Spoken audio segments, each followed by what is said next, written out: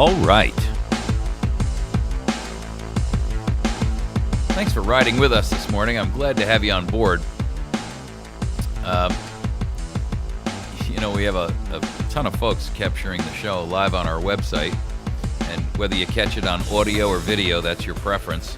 I have a tendency to break monitor screens with my mug, so you're certainly welcome to capture us on audio only.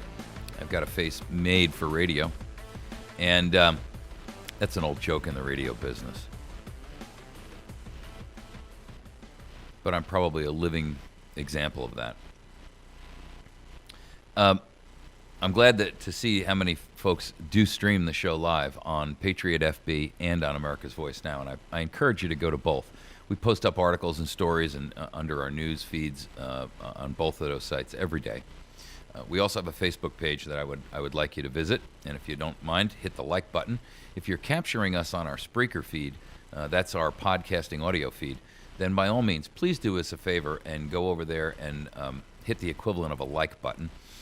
Because that helps us to improve, and once we hit 100, we just started using this podcasting service, and once we hit 100, we'll be able to get onto iTunes radio, and that would dramatically increase our listenership. So I would greatly appreciate it if you would visit our Spreaker page, and you would hit the like button there. It looks like a heart, I guess. And that will help us to get the word, or get this program onto iTunes to help spread the word about America's Voice Now and what we do every day on the radio. This issue with what the CIA is doing here is so far outside the boundaries of the rule of law and even good ethics, good morals, good conscience. Justin Amish was right when he looked at Dianne Feinstein, who's been a huge proponent of allowing the NSA to spy on you, and the FBI, by the way, to spy on you, while simultaneously considering herself protected from that same level of Fourth Amendment abuse. Now she's screaming Fourth Amendment abuse. Amish comes out and says to her, hypocrites like you are why the public doesn't trust Congress. And I got to applaud Justin Amish, because I think that he is. I'm glad he had the courage of his convictions to come out and say that publicly, but I'm also a little concerned because I think he's missed the larger point. The larger point in this is that the CIA has become treasonous in this action. When you have an agency in the government with that level of authority and power, and they are acting as a rogue agency. And we can't deny that agencies go rogue, because according to the president and the IRS's own admission, the Cincinnati office was rogue when they were beginning to investigate and persecute, frankly, the conservative groups. How many rogue agencies are we going to allow before we declare the entire government, the Senate, the House, the executive, the judicial, and every extra-constitutional administrative agency in the nation that has no justification for its existence under law, before we declare the entire pot spoiled, rotten, and worthy of removal? With prejudice. What does with prejudice mean? In legal terms, when your case is dismissed with prejudice, it means that there is no recourse. The CIA is acting in a treasonous fashion here. And look, I'm probably far more bold than the Rushes and the Glenn Becks of the world. I have no doubt but I've been having these conversations for quite some time now. But, it's fearful for me to say something like that.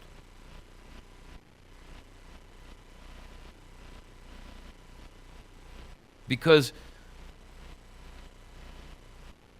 the truth is, folks, if we don't have our First Amendment, and a right to speak out and to expose our grievances with our government, and when they are acting in a treasonous fashion, say so, then the republic is dead.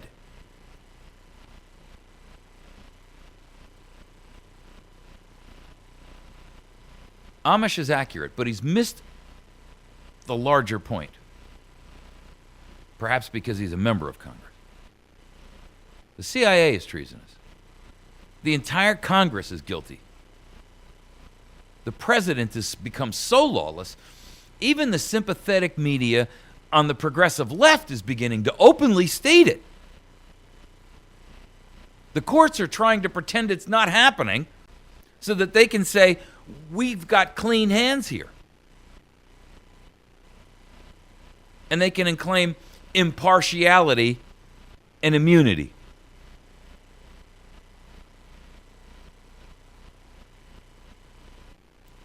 I got to tell you, folks, the entire lot, every single one of them, needs to be removed. And removed with prejudice before they boil all of us in the snake oil of their suicidal intent to self-destruct. I know that's harsh words.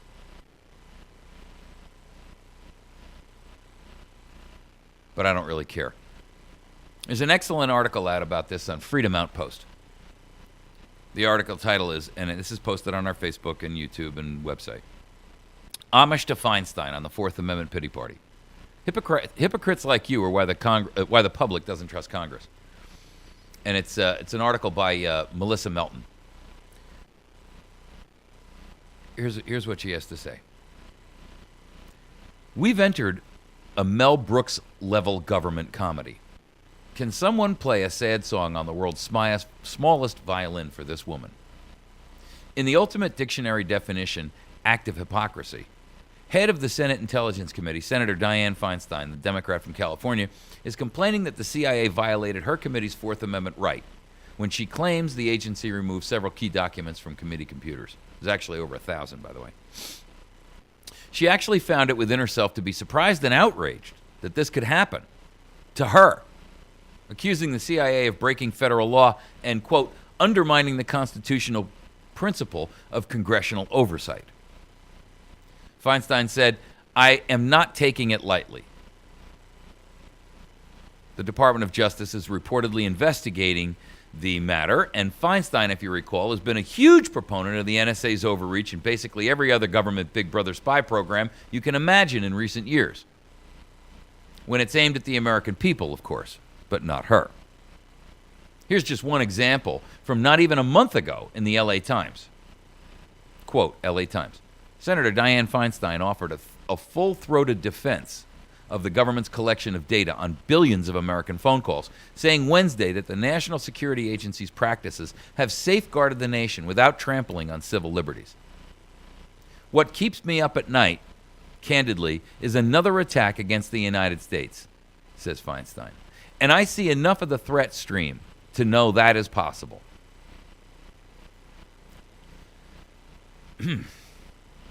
Apparently, that same heartfelt, full-throated defense of government spying, overreach, safeguarding the nation does not apply to herself and her committee. In response to Feinstein's hypocritical outrage at being targeted by the intelligence community, Representative Justin Amish, the Republican from Michigan, sent this message out on his official Facebook page. Quote, Amish, she has no problem with U.S. intelligence agencies like the NSA violating the Constitution by spying on hundreds of millions of Americans without probable cause. This kind of hypocrisy is one of the biggest reasons the public can't stand Congress. Bingo. Here's the problem. By the way, Edward Snowden came out and lambasted her for being a complete and utter hypocrite and, well, whatever. I mean,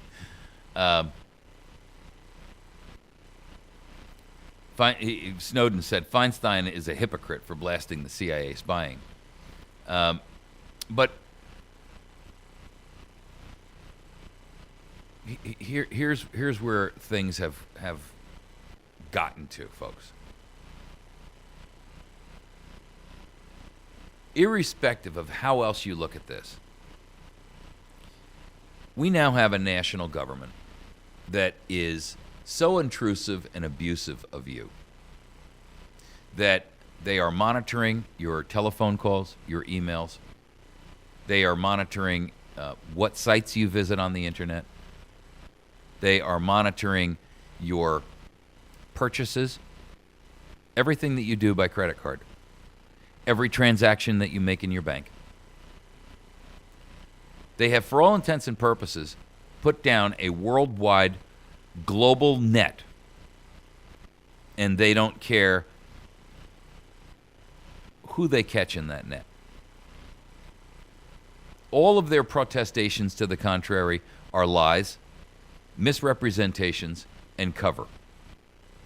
The truth is, we now live in an official, however unexposed or unannounced, police state. And anyone who does not believe that is either fooling themselves or been promised some benefit by keeping silent. We're talking about public figures here. Anyone in the community, the citizenry, the general non-governmental, non-political individuals within the country who don't realize that are doing so basically at their own peril. The massive surveillance state being assembled is not to solve non-existent crime. Now we're seeing the NSA sharing information and the FBI sharing information with the DEA. Tell me how that's how that's intended to be a part of the terrorism promise or the protection from terrorism promise. It's not intended to solve non-existent crime or to keep you safe. It's not to provide you with universal health care. Because now your health care is the latest addition to the network. When you submit to Obamacare's mandated application process, mandated at the point of a gun, you're required to provide all of your personal information, your income, how long you've worked there, where you work, how much you make. You're required to provide all of your health records. And all of this information is being gathered, categorized, compartmentalized, collected, and put into a file called you. They know everything about you. Your photograph is being taken with your driver's license and entered into the database. Your birth certificate and your documentation who indicate who you are is being scanned and collected and added to the database when you go to renew your driver's license.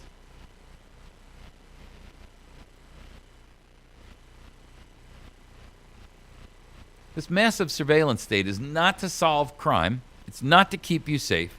It's not to make sure that you have universal health care. It's being assembled to determine who among us will be a threat to those who consider themselves our masters. It is only about control.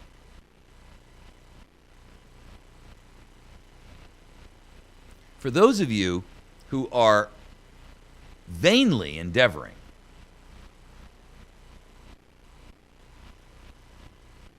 beyond all reason to attempt to hide from the truth of this, to not acknowledge it, to pretend that the wind hasn't picked up and the rain isn't pouring down and the storm is coming as the fire burns your home behind you. I don't understand why you will not look at reality, accept it, acknowledge it, and then take the appropriate action necessary.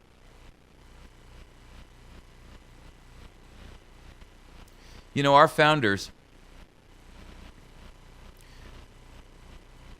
and one specific guy really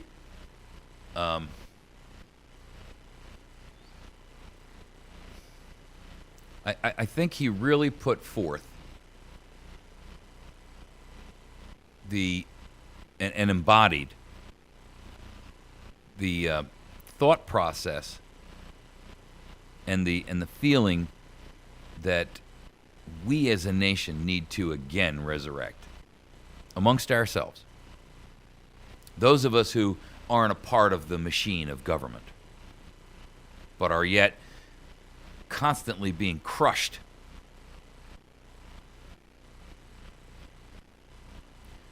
There's a guy named Patrick Henry, and he was considered outspoken. And he was considered to be he wasn't polished like Thomas Jefferson. He wasn't, a John Adams with a lot of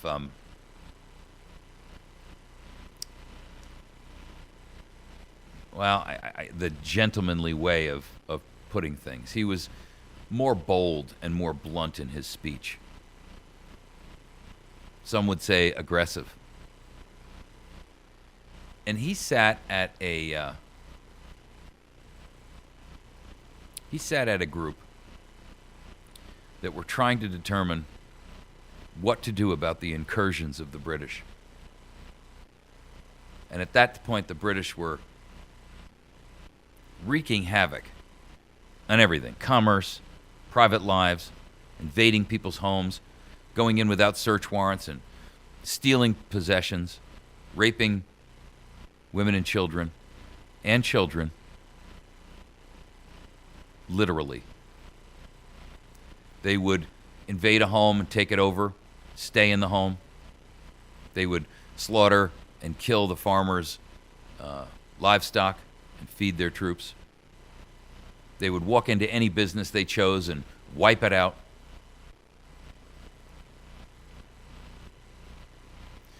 And a group of them were sitting there trying to determine what to do. And there were those who were saying, listen, it's not as bad as you think, or we've got to have peace. There's always that crew out there that says, we can't act. That this is for our own good.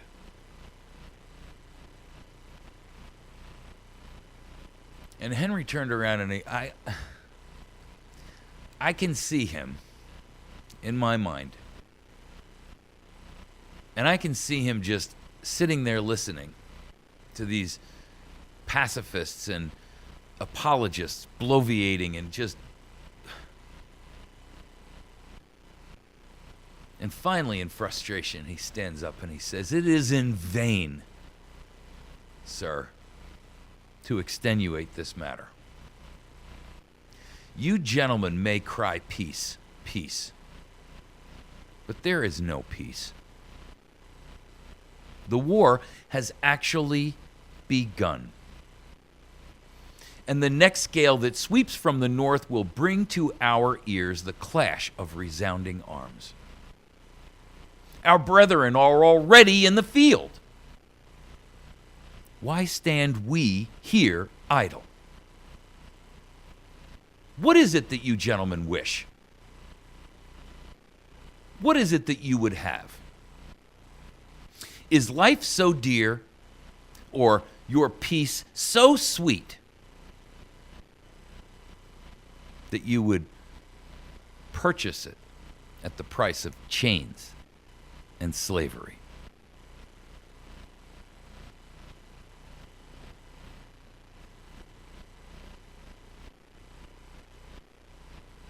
And I'm sure they blustered and puffed up and said, "Oh, it's unfair for you to say that, Mr. Patrick Henry.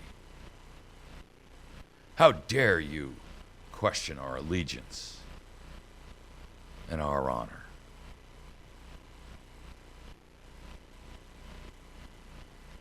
But Henry was right. The war had actually begun. and the clash of resounding arms was already echoing through the land.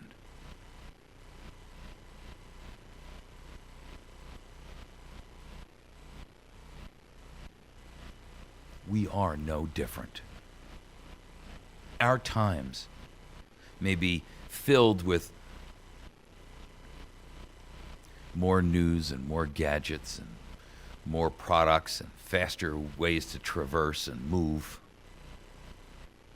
But do not fool yourself. The war has already begun. It is being waged upon you right this moment.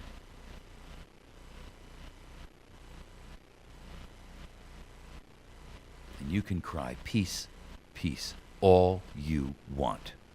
But there is no peace. In order for there to be peace, two have to agree upon that. And I'm telling you that your government has declared war upon you and will not cease.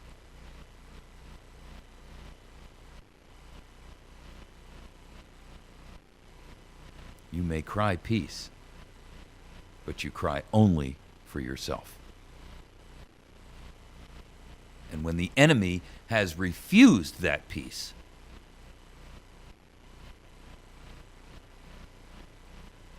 then you are a fool.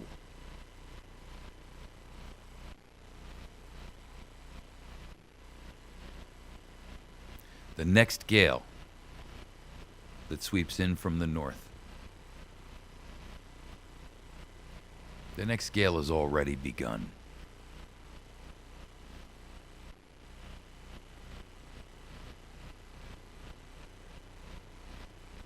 You say, you're over-dramatizing it. You're overreacting. It's not that bad.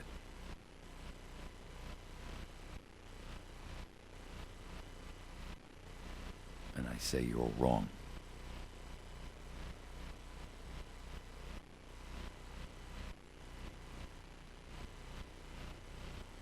I say that you are a fool.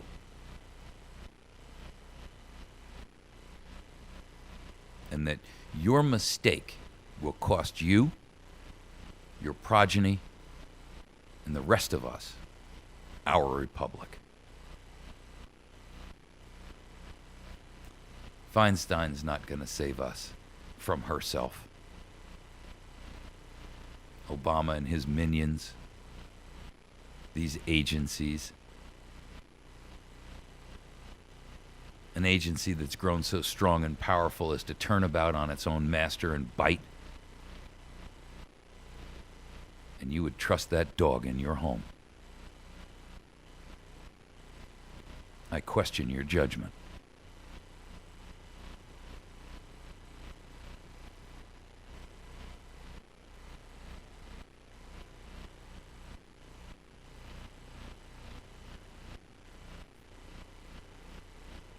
It's time for you to rise, America.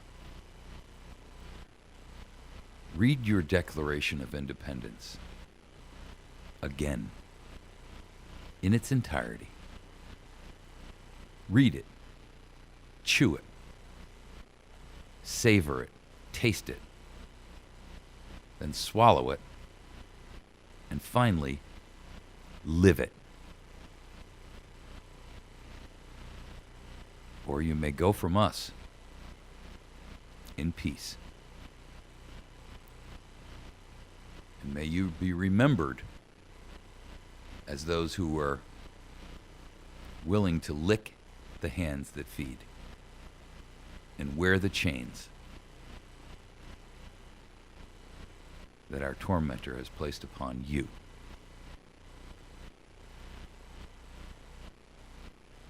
I know not what course others may take, but as for me, give me liberty or give me death.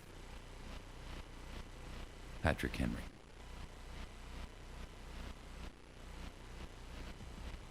You've been listening to America's Voice Now. Please feel free to communicate with me at mike@americasvoicenow.org.